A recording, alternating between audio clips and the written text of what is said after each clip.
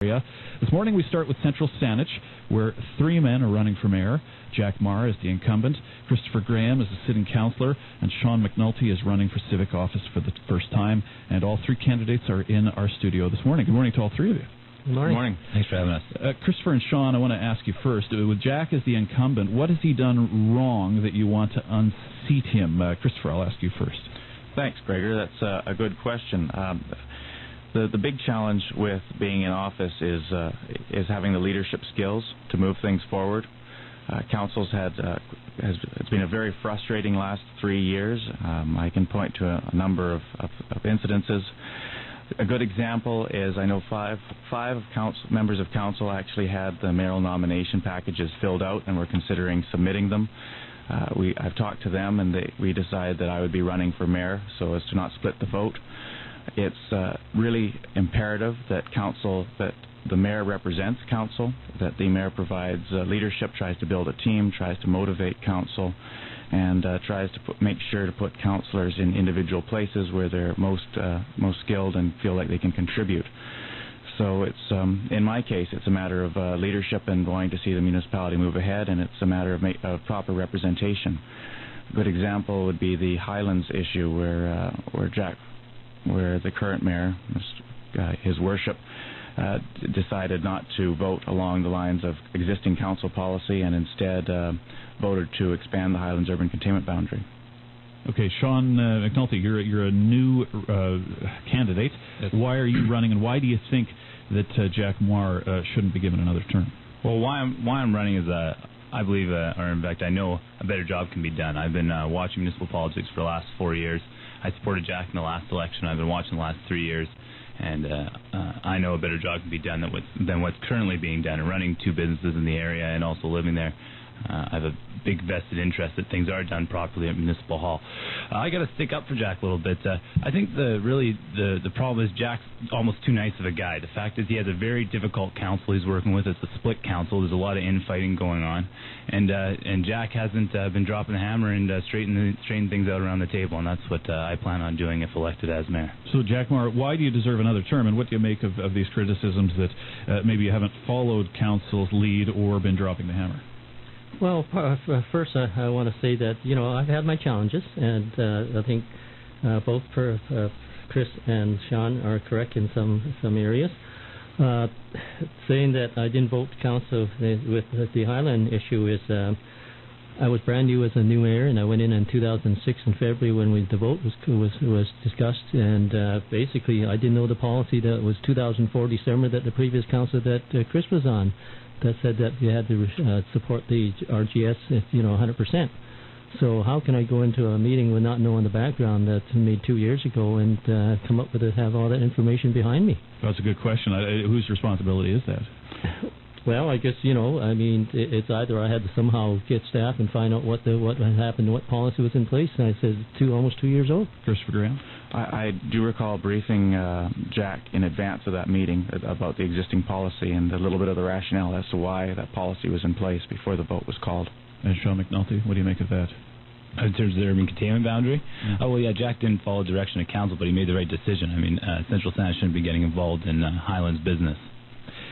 One of the issues that has caught the attention of people outside Central Saanich, from Central Saanich, is this proposed bylaw that would give the district the right to shut off water to properties that have illegal secondary residential buildings. I want to ask you first, Jack, as mayor, what do you think of this bylaw? It's a tool. I'd first like to explain that it is not just to shut people with illegal suites in a household. That has nothing to do with it. Actually, it's basically outbuildings, garages, barns, and whatnot that has unsafe living conditions. And that was one tool that we thought we could have in our back pocket to enforce this if the people don't abide by the regulations. Christopher Graham, you're sitting councillor. What do you make of this proposed bylaw? Well, this bylaw is a staff request to council. No councillor nor the mayor has actually asked to have these powers. The reason why they've asked for these powers is certain bylaw enforcement issues have been dragging on for many years. There's health safety issues. His worship's correct in that. And a lot of them can be fire-related issues too, and they sometimes do involve suites where there's perhaps only one entrance in. There's no other safe exit out, not adequate windows, so you're basically people living in a potential oven if the building isn't built properly. And people do have a right to water, absolutely. They also have a right to life and safety, and it's sort of balancing those issues and trying to balance the costs of bylaw enforcement over a long period of time. However, I do have some concerns with this bylaw. I have some real concerns with the timing of this bylaw. I don't think that you can give a bylaw with this kind of potential ramifications the proper consideration it deserves when it's been brought forward right in the middle of an election. So I think that was an inappropriate timing, and I think as a mayor and the senior staff have a responsibility to be cognizant of those issues when they're scheduling an agenda. Sean McNulty, what do you make of this bylaw as proposed? Well, I want to make two things clear from what was just previously said. One, this bylaw has absolutely nothing to do with public safety, and two, both of these gentlemen, both Jack and Chris, voted in favor of passing this bylaw, so they're both in favor of it. Now, essentially, in a nutshell, what this bylaw is attempting to do is skip the court system and basically make the municipality judge and jury in these situations. If they don't like what someone's doing, they want to be able to have the tool to be able to shut their water off within 7 days. It's draconian, it's totalitarian, it's completely out of line in my opinion, and as mayor, one of the first things I'll be doing is putting this bylaw in the shredder. Do you have any concerns, if you do put it in the shredder, that Central Saanich will face increased densification and that more people will be tempted to put secondary buildings, secondary suites on their lands, and you might lose some of the rural character of Central Saanich? No, not a chance. Listen, there's tons of illegal suites out there as it is now. The challenge is making them legal, and one of the problems is that in passing the secondary suite bylaw, and this is something I've been critical of, they've made so many hoops for people to jump through that as a consequence, not a lot of suites are being legalized. So you want to streamline that process, you want to make it easier, you want to make the suites legalized, and that's something I'll do as mayor. Jack Maher, do you think it's draconian? Do you agree with that categorization? Well, in a sense, yes, but I mean, we have to have the tools. I mean, there's bylaw enforcement issues out there. You know, they're 6 years old. I mean, do we want to take it to the court system? It's expensive. Chris Graham, final word on this particular issue to you. Do you agree that it is a draconian way of trying to control development and extra suites? It's fundamentally not to control development. It's to control life and safety building issues. But I still have not made up my mind. I know I advocated for 2/3 council vote. I do want to say, though, with the issue of secondary suites, there aren't many hoops for people to jump through. We tried to get the bylaw as close to what the building code minimum requirements were as possible. The only additional hoop really is to have an additional parking space and also owner occupation. That's Chris Graham, one of the three candidates for Mayor of Central Saanich. Finally, gentlemen, I want to ask you about one issue and give you each a point on this before we finish. Central Saanich is mostly agricultural land, and worries about new development are constantly in the news, constant pressure to develop, as with many other municipalities on the island. What do you think the future of development looks like in Central Saanich? Sean McNulty, I'll start with you. Well, I believe you want to keep the ALR. I mean, no one's advocating that. I know none of these other two gentlemen are.